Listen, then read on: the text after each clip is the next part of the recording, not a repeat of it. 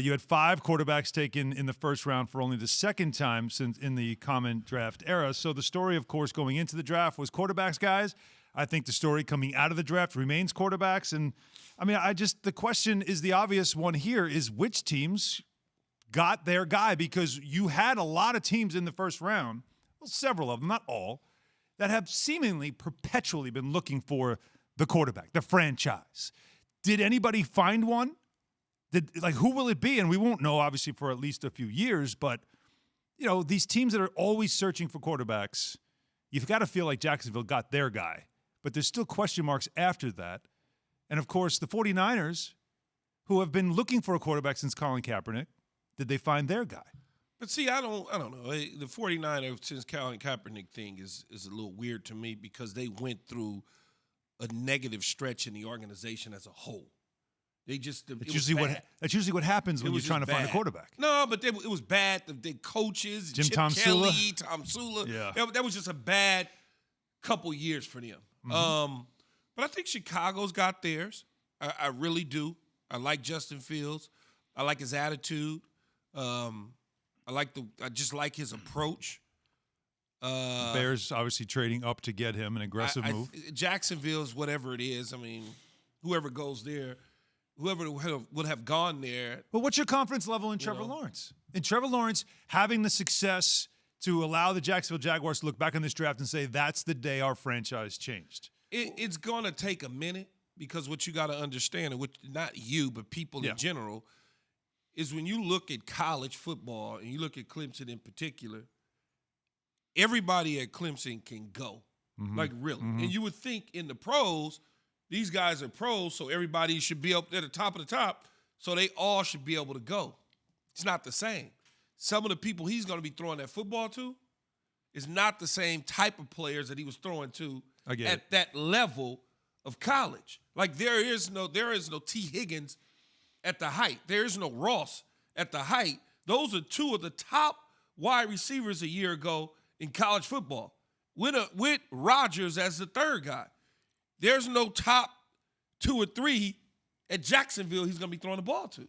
So it's a little bit different. Then you look at the draft. You say, okay, he took Travis Etienne in the first round. Teammate. They had a running back that's balling. So why did you – and on top of that, you got 2 backs in Carlos Hyde already there, and then you selected a third back in Etienne. It's like, well, I don't understand that. And then Urban Meyer says, well, he's going to be a third down back. Third down backs in the league are backs that pick up blitz coverage to protect people. And every now and then that's they not leak what he out. is, yeah. So it's like they already started off with me thinking like, okay, I don't think Urban really gets it. All right. Well, from Chicago's perspective, Jay, did they get their guy that we look back on this draft and say that's where things changed? That's where things turned for the Bears, who have also been perpetually looking for a quarterback. Mel Kiper, Matt Miller, 2 people I really trust, experts in the scouting division, had Justin Fields, their second-ranked quarterback.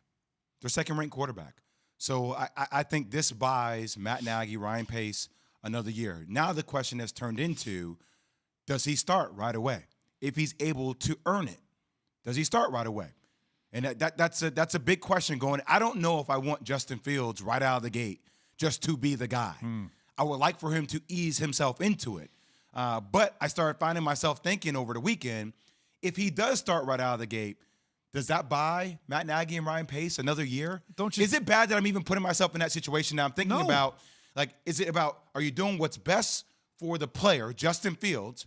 Or are you doing what's best in the interests of Matt Nagy or Ryan Pace to make sure that, hey, we gave our rookie a start, we gave him everything he needed, a quarterback like Andy Dalton who's there to help him out. But it's going to take some time, guys. We got to be patient. The thing with Chicago's a good football team. So you're not putting – this isn't Jacksonville.